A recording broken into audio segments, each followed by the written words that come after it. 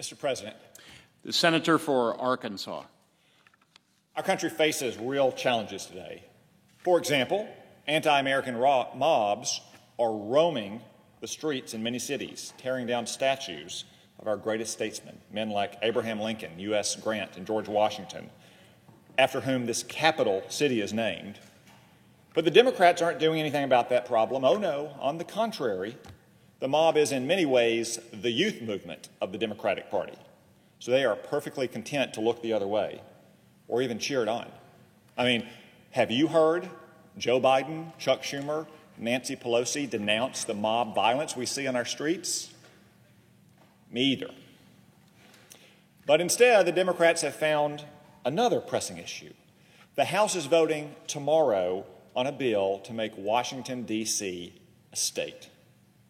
If that sounds insane, you're not alone. More than two-thirds of the American people oppose D.C. statehood, according to a Gallup poll last summer. By some estimates, D.C. statehood is less popular even than defunding the police. So why are the Democrats pushing for it? The answer is simple: power. The Democrats want to make Washington a state because they want two new Democratic senators in perpetuity. The Democrats are angry at the American people for refusing to give them total control of the government for going on a decade now. So they want to give the swamp as many senators as your state has. They want to make Washington a state to rig the rules of our democracy and try to give the Democratic Party permanent power. But in doing so, the Democrats are committing an act of historical vandalism as grotesque as those committed by Jacobin mobs roaming our streets.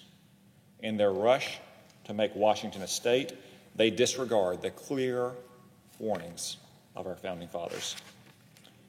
If the Democrats succeed in forcing through D.C. statehood, they'll do so only as a narrow faction that scorns the history of our country and seizes power against the will of the people who want Washington to remain what it has been for more than 200 years, the federal city, our nation's capital.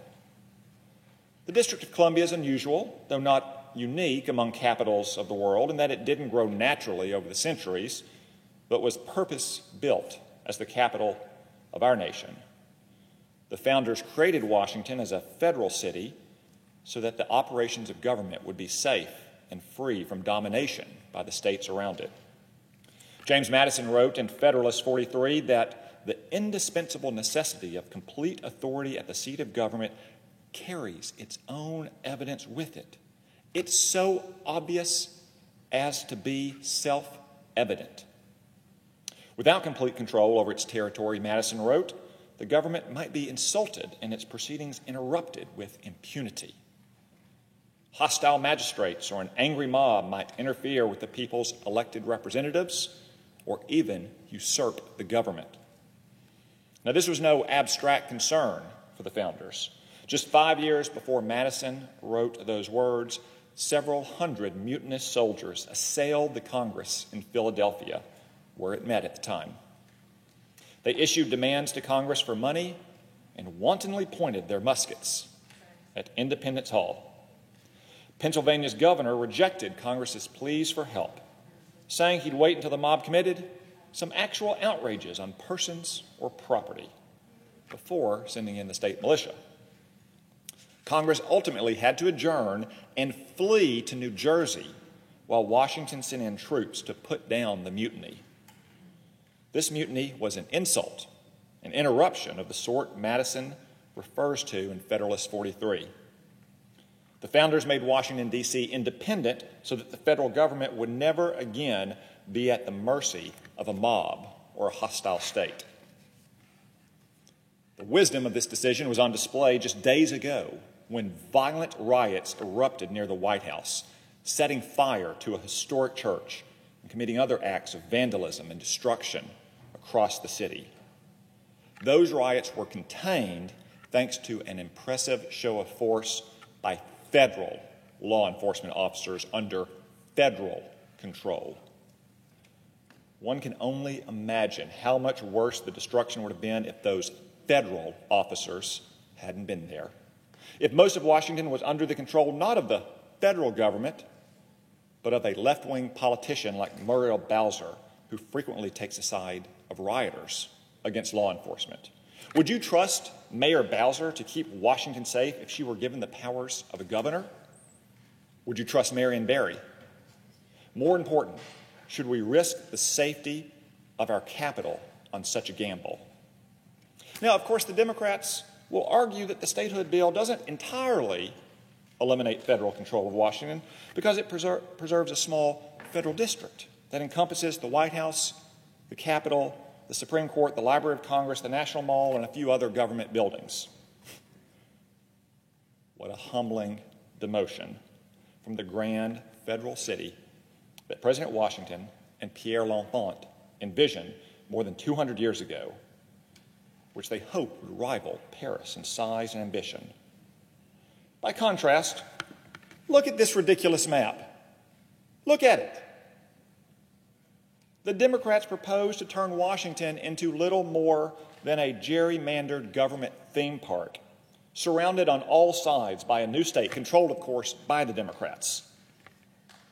The federal government's safety and independence cannot be assured by such a laughable district. Again, look at it. It's got 90 sides.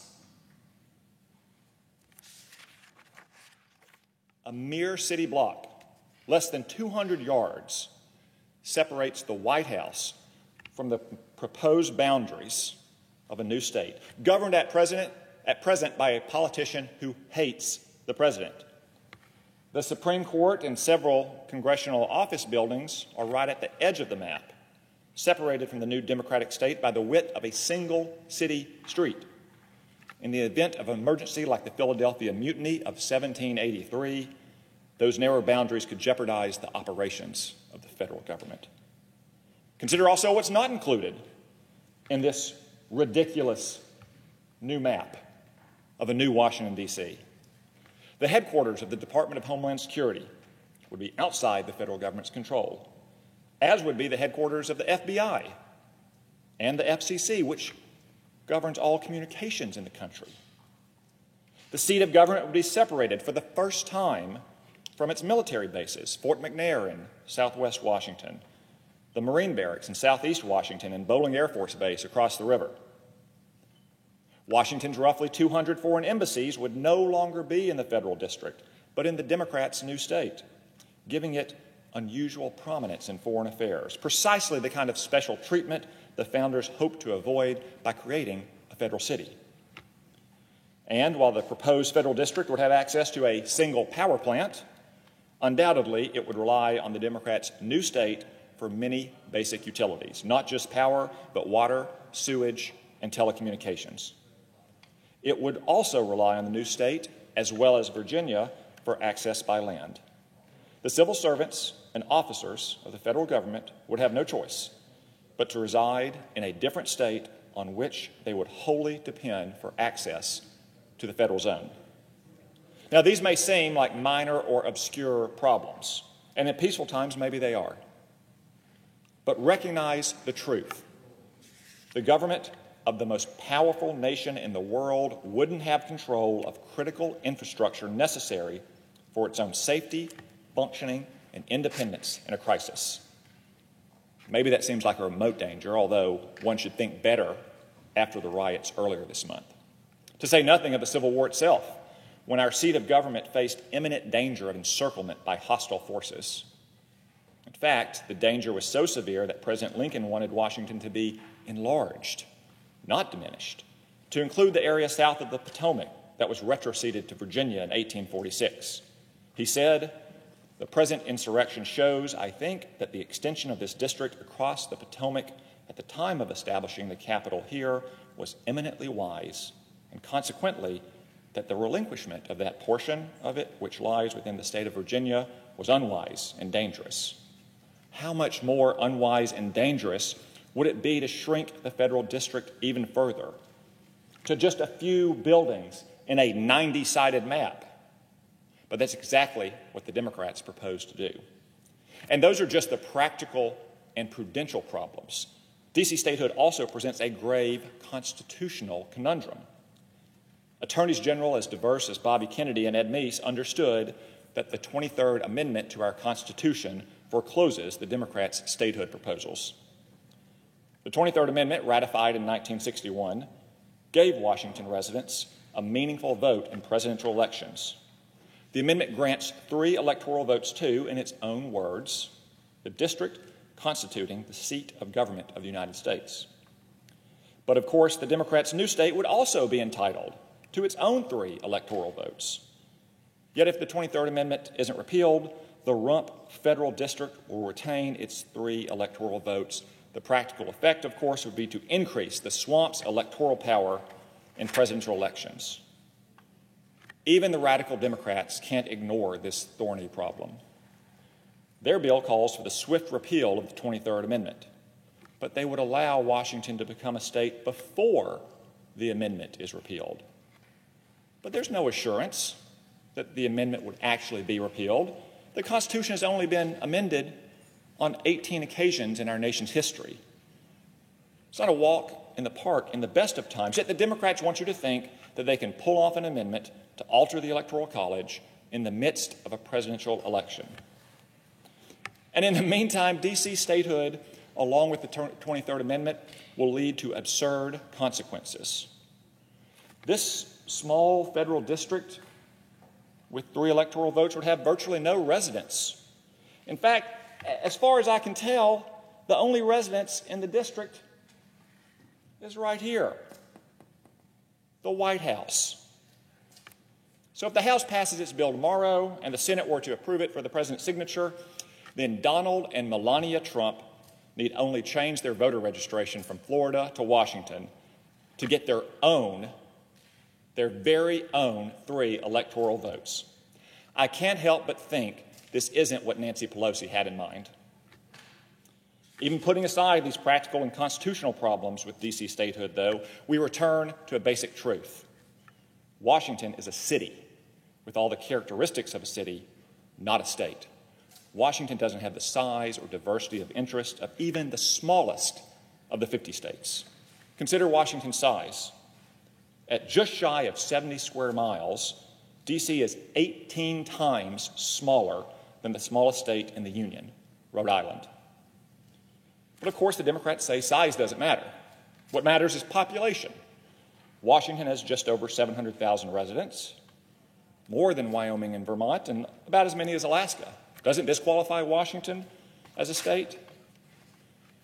Well, if it did, we'd need a lot more states because Washington is just the 20th largest city in the country. If Washington deserves to be a state at 700,000 residents, how much more does New York City deserve to be its own state at 8 million residents? Perhaps Bill de Blasio should trade out his title of mayor for governor, all the better to battle his nemesis, Andrew Cuomo, on equal terms. But let's not give the Democrats any bright ideas. What about Jacksonville, Florida, at more than 900,000 residents? Shouldn't we have a state of Jackson to accompany the new state of Washington? Well, we all know that won't do. Jacksonville is governed by a Republican, and the Democrats have canceled Andrew Jackson. Washington also doesn't have the diversity of interests and financial independence that Madison explained were necessary for a well-functioning state. Yes, Wyoming is smaller than Washington by population, but it has 3 times as many workers in mining, logging, and construction, and 10 times as many workers in manufacturing. In other words, Wyoming is a well-rounded, working-class state. A new state of Washington would not be. What about Alaska? It provides more than 60% of the nation's seafood, and its vital geography both protects the entire nation with missile defense systems and enables us to check Russian and Chinese ambitions in the Arctic. But what vital industries would the new state of Washington represent? Lobbying? Bureaucracy? Give me a break. By far, the largest group of workers in the city are bureaucrats and other white-collar professionals. This state would be nothing more than an appendage of the federal government, not separate from the government, as a state ought to be. Faced with these insuperable facts, the Democrats will retreat to the claim that it's not fair for Washington to pay taxes but not be represented in Congress. Washington residents, they say, get a raw deal. No taxation without representation, as their license plates proclaim. But of course, this is backwards. As our nation's capital, the District of Columbia is represented by the very fact of its privileged position, and it reaps the benefits of that privilege. For every $1 that district residents pay in taxes, they get $4 back in federal spending. That's more than any of the 50 states. Nor is Washington unique in its relationship to Congress. Just like other territories, Puerto Rico, the U.S. Virgin Islands, American Samoa, Guam, the Northern Mariana Islands, Washington has a non-voting member of Congress who's empowered to introduce legislation, advocate for it on the House floor, and sit on committees. In fact, Washington's delegate introduced the very bill that Democrats plan to vote on tomorrow to create this ridiculous federal district. If it's a special indignity for Washington residents not to have a voting member of Congress, is it also an indignity for the 55,000 residents of American Samoa? Should they get 2 senators as well? Once again, though, let's not give the Democrats any bright ideas. They already want to make Puerto Rico a state. But all of my observations about the practical effects and constitutional obstacles in the end give too much credit to what the Democrats are really up to, a naked power grab. Democrats in Congress are advocating D.C. statehood against the will of the American people, including the will of Democratic voters, a majority of whom oppose D.C. statehood. Democratic politicians are pushing for this radically unpopular idea, not because it's a sound idea, but because they're angry that they don't win every election under the current rules. So they want to change the rules. If you doubt this whole endeavor is about power, consider that the Democrats could just as easily call for retroceding the District of Columbia to Maryland. This would give Washington residents the voting power in Congress that is supposedly at the heart of this matter. A voting member in the House, probably of its own, and representation in the Senate. There's even historical precedent for retrocession, unlike turning the federal district into a state. But retrocession wouldn't give the Democrats their real aim: 2 Democratic senators in perpetuity to rubber stamp the swamp's agenda. So you won't hear them talk about that. And also consider the Democrats' other big ideas as of late. You'll see a startling theme. Earlier this week, the junior senator from Delaware expressed his openness to ending the legislative filibuster in the Senate, even though he wrote the letter demanding that we preserve the filibuster. Having 2 more Democratic senators would be awfully handy to that goal.